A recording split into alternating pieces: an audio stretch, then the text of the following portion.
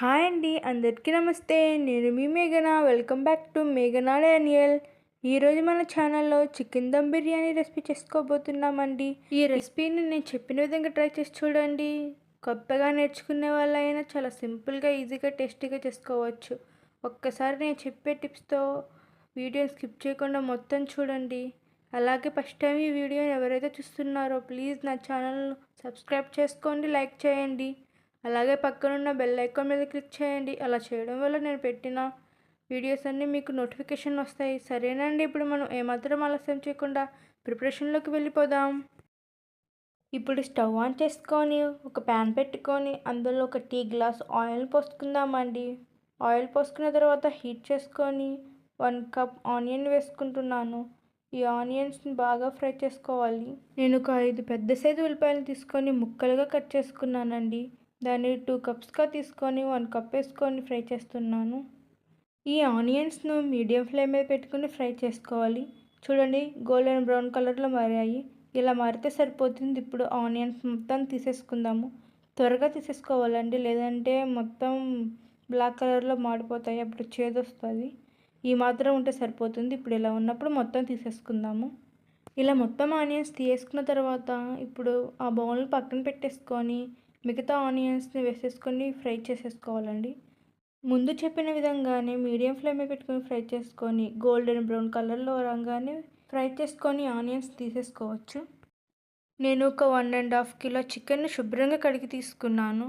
ఇప్పుడు మనం బిర్యానీ దేంట్లో అయితే చేసుకుంటున్నామో ఆ కడాయిని తీసుకోవాలి.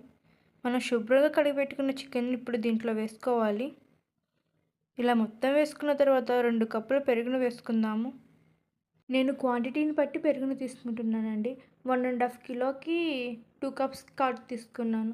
అదే మీరు 1 కిలోకి అయితే 1 కప్ కర్డ్ అయితే సరిపోతుంది. ఇలా పెరుగు వేసేసుకున్న తర్వాత ఒక్కసారి మంచిగా బాగా కలిపి పెట్టుకుందాము. ఇప్పుడు మసాలాలను కూడా వేసేసుకుందాము. 2 స్పూన్ బిర్యానీ మసాలాను వేసుకుంటున్నాను. ఇది నేను బయట కొట్టులోనే కొనుక్కున్నానండి, ఇంట్లో ఏం చేసుకోలేదు. అలాగే 1 స్పూన్ చికెన్ మసాలా కూడా వేసుకుంటున్నాను.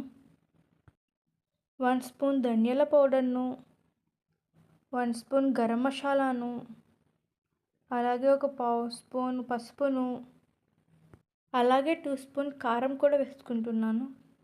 మనం ముందు వేసుకున్న మసాలా కొంచెం ఘాటుగా ఉంటుంది కాబట్టి కారం 2 స్పూన్ సరిపోతుంది. అలాగే రుచికి సరిపడినంత సాల్ట్ కూడా వేసుకుంటున్నాను. ఫ్రెష్గా చేసి పెట్టుకున్న అల్లం వెల్లుల్లి పేస్ట్ని కూడా వేసేసుకుంటున్నాను. 3 స్పూన్ అల్లం వెల్లుల్లి పేస్ట్ వేసుకున్నాను. ఒక నిమ్మకాయ వద్దను హాఫ్గా కట్ చేసుకొని పిండుకుంటున్నాను. అలాగే మనం ముందుగానే ఫ్రై చేసి పెట్టుకున్నాం కదా ఇందాక, బ్రౌన్ ఆనియన్స్ని ఇప్పుడు వేసేసుకుంటున్నానండి. కొంచెం వేసుకున్నాను, కొంచెం లాస్ట్లో కొంచెం ఉంచుకున్నాను. అలాగే కొంచెం కొత్తిమీరను, కొంచెం పుదీనా ఆకులను కట్ చేసి వేసుకున్నాను. ఈ ఆయిల్ ఇంతగా ఆనియన్స్ ఫ్రై చేసుకున్నాం కదా, ఆ ఆయిల్ అండి, ఒక గ్లాస్ పోసుకుంటున్నాను. ఇప్పుడు మొత్తాన్ని మసాలా మొత్తం ముక్కలకి బాగా పట్టేలాగా మంచిగా బాగా కలుపుకుందామండి. మనం ఎంత మంచిగా బాగా కలిపితే ముక్కలకు మసాలా, ఉప్పు, కారం అంత మంచిగా బాగా పడతాయి. బిర్యానీకి చికెన్ ముక్కలు పెద్ద సైజుగా ఉంటేనే బాగుంటాయండి. ఇప్పుడు మొత్తం మసాలాను కలిపేసుకున్న తర్వాత ప్లేట్ పెట్టేసుకొని కాసేపు పక్కన పెట్టుకుందాము. ఫ్రిడ్జ్లో పెట్టుకుంటే ఇంకా మసాలా బాగా పడుతుందండి. ఇప్పుడు ఇది మూత పెట్టుకొని పక్కన పెట్టేసుకొని ఇప్పుడు మనం రైస్కి ప్రిపేర్ చేసుకుందాము. ఇప్పుడు ఒక గిన్నెను తీసుకొని మీరు దేంట్లో అయితే రైస్ చేసుకుందాం అనుకుంటున్నారో ఆ కడాయి అయితే సరిపోతుంది. అందులో వాటర్ పోసుకోవాలి.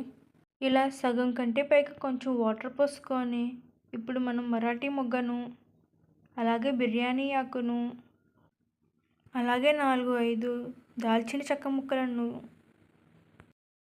10 లవంగాలను, అలాగే 2 చించుకున్న స్టార్ ఫ్లవర్ను, 1 జాపత్రిని వేసుకుంటున్నాను. ఒక మరాఠీ మొగ్గ, అలాగే కొంచెం సాజీరాను వేసుకున్నాను. కొన్ని నల్ల మిరియాలను, ఒక 3 యాలకులను నలిపి వేసుకున్నాను. అలాగే ఒక హాఫ్ లెమన్ను పిండుకుంటున్నాను. ఈ లెమన్ బద్దను వేసేసుకుంటున్నానండి, ఫ్లేవర్ బాగుంటుంది. అలాగే ఒక స్పూన్ ఆయిల్ను, ఈ ఆయిల్ ఆనియన్ ఫ్రై చేసుకున్నాం కదా ఆ ఆయిలే అండి. ఇప్పుడు స్టవ్ ఆన్ చేసుకొని ఈ మసాలాన్ని వేసుకున్న ఈ వాటర్ను పొయ్యి మీద పెట్టుకుని బాగా మరిగించుకుందాము. ఈలోపు మనం మసాలాలు పట్టించుకున్నాం కదా చికెన్ ముక్కలకి, దాన్ని కూడా పెట్టేసి కాస్త ఉడికించుకుందాము. స్టవ్ మీద పెట్టుకున్న తర్వాత ఒక్కసారి చికెన్ ముక్కలను గరిటెతో కొంచెం కలుపుకొని ఇప్పుడు మూత పెట్టేసుకొని ముక్కలను బాగా ఉడికించుకుందామండి. ఈలోపు మనం రైస్ని కడిగి పెట్టుకుందాము. నేను 1.5 కిలో చికెన్కి 1.5 కిలో రైస్ని తీసుకున్నాను. ఇప్పుడు ఒక గిన్నెలోకి రైస్ని తీసుకొని అందులో వాటర్ పోసుకొని మంచిగా శుభ్రంగా బాగా కడుక్కోవాలండి. ఒక 2-3 టైమ్స్ శుభ్రంగా కడుక్కుంటే సరిపోతుంది. ఇప్పుడు కడిగిన నీళ్ళంతటిని వంచేసుకొని పక్కన పెట్టేసుకుందాము. రైస్ను నానబెట్టుకోవాల్సిన అవసరం లేదండి బిర్యానీకి. ఈలోపు మనం మసాలాలన్నీ వేసుకున్నాం కదండి, ఆ వాటర్ అనేది బాగా మరిగిపోయింది. ఇప్పుడు వీటినంటిని తీసి పక్కన పెట్టేసుకుందాము. లేదంటే తినేటప్పుడు పంట కింద పడి అంతగా బాగా ఇలా ఫ్లేవర్ మొత్తం వాటర్లో దిగిపోయింది కదండి. ఇప్పుడు మొత్తం తీసేసుకుందాము, వాటితో పని ఉండదు. మీకు నచ్చితే ఉంచుకోవాలనుకుంటే ఉంచుకోవచ్చు. ఇప్పుడు సరిపడంత ఉప్పును వేసుకుందాము. అలాగే కొంచెం కొత్తిమీర ఆకులు కూడా వేసేసుకుందాం. ఇప్పుడు మనం కడిగి పెట్టుకున్నాం కదండి, ఆ రైస్ని మొత్తం వేసేసుకుందాము. ఈ రైస్కి కొలతలతో అవసరం ఉండదండి. కడాయికు సగం కంటే కొంచెం ఎక్కువగా ఉండేలాగా వాటర్ పోసుకొని రైస్ వేసుకుంటే సరిపోతుంది. ఎందుకంటే రైస్ ఉడికిన తర్వాత మొత్తం మంచిగా ఉడికించుకోం కదండి, రైస్ని 70% ఉడికించుకుంటాం కదా, మిగిలిన వాటర్ని వంచేసుకుంటాం. కాబట్టి కొంచెం పెద్ద దాంట్లోనే ఉడికించుకుందాం రైస్ని. ఇప్పుడు మూత పెట్టేసి మంచిగా ఉడికించేసుకుందాము. ఈ లోపు చికెన్ ఉడుకుతుంది కదా, దాన్ని ఒక్కసారి కలుపుకుందాము. చూడండి, రైస్ కూడా దాదాపు ఉడికిపోవచ్చింది. ఇదిగోండి, ఇలా ఉంటే సరిపోతుంది. ఒక్కసారి కొంచెం రైస్ ముక్కను తీసుకొని ఉడికిందో లేదో చేతితో చూసుకుందాము. చూడండి, నలపంగానే ఇలా ఎరిగిపోతుంది అనుకో, ఇలా ఉంటే సరిపోతుంది. ఇప్పుడు స్టవ్ ఆఫ్ చేసుకొని చికెన్ ఉడికించుకుంటున్నాం కదా, అది దించేసుకున్నాను. ఇప్పుడు ముందుగానే ఫ్రై చేసి పెట్టుకున్నాం కదా బ్రౌన్ ఆనియన్స్ను, కొంచెం కొత్తిమీరను, కొంచెం పుదీనాను వేసుకున్నాను. అలాగే రైస్ని వేసుకుంటున్నానండి. రైస్ను ఉన్న వాటర్ను వంచేసుకున్నాను. ఇలా వంచేసుకున్న తర్వాత కొంచెం లేయర్గా పల్చగా వేసుకోవాలి.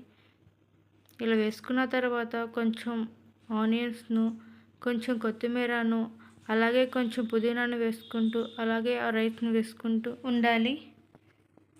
ఒత్తి కాకుండా కొంచెం పల్చగానే వేసుకుందాము, ఒత్తి వేయకుండా. మంచి కలర్ కోసం కొంచెం పసుపును, అందులో కొంచెం వాటర్ వేసుకొని ఇలా చల్లుకున్నాను. ఇప్పుడు మిగిలిన అన్నం మొత్తం వేసేసుకుంటున్నాను. ఇలా వేసేసుకొని ఆఖరిగా ఫ్రై చేసుకున్న ఆనియన్స్ను, కొంచెం కొత్తిమీరను, కొంచెం పుదీనాను జల్లేసుకుందాము. మీకు నచ్చితే జీడిపప్పులను, కాజును కూడా వేసుకోవచ్చు. నేను వేసుకోవట్లేదండి. ఇప్పుడు దాన్ని మూత పెట్టేసి పక్కన పెట్టుకొని స్టవ్ ఆన్ చేసుకొని ఒక పెనం పెట్టుకున్నాను. దానిపైన ఇప్పుడు బిర్యానీ పెట్టేసుకున్నాను. పెనం పెట్టుకోవడం వల్ల కింద అడుగు అంటుందండి బిర్యానీకి. ఇప్పుడు ఆవిరి అనేది బయటికి పోకుండా ఉండేందుకు ఒక కడాయిలో వాటర్ తీసుకొని ప్లేట్ మీద పెట్టుకొని ఒక అరగంట సేపు మీడియం ఫ్లేమ్ మీద పెట్టుకొని ఉడికించుకుందాము. నాకైతే అరగంట అయిపోయిందంటే తీసి చూపిస్తున్నాను చూడండి. చక్కగా బాగా ఉడికింది, పొడులాడుతూ. తీసి చూపిస్తున్నాను చూడండి. చాలా చక్కగా బాగా ఉడికిందండి. ఏమాత్రం వాటర్ లేకుండా మొత్తం అడుగంటకుండా చాలా బాగా ఉడికింది. మనం పెనం పెట్టుకున్నాం కదా, అందుకని కింద అడుగు కూడా అంటలేదు.